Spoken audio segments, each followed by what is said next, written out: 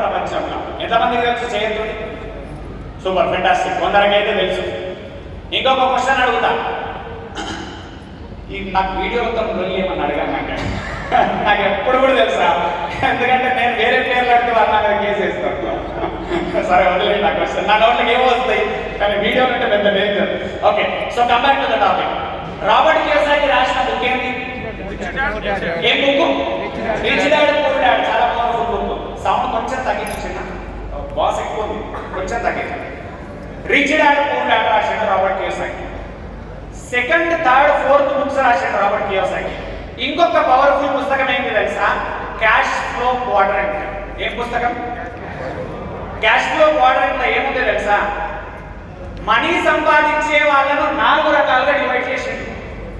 Money సంపాదించే వాళ్ళందరినీ 4 రకాలుగా డివైడ్ చేసేసిండు. ఈ ఎంప్లాయీ, ఈ అంటే ఏంటి అనాలి కంటే, ఈ అంటే ఏంటి? S self employed. ఈ అంటే ఏంటి?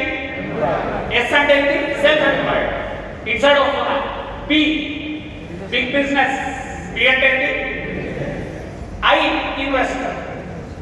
ఈ 4 రకాలుగా డివైడ్ చేసిండు. ఈఎస్బిఐ మోస్ట్ పవర్ఫుల్ కాన్సెప్ట్ అన్నారు నా దృష్టిలో, ప్రపంచంలోనే పవర్ఫుల్ కాన్సెప్ట్. కానీ మన జోక్ ఏం తెలుసా? ఎవడు చెప్పడు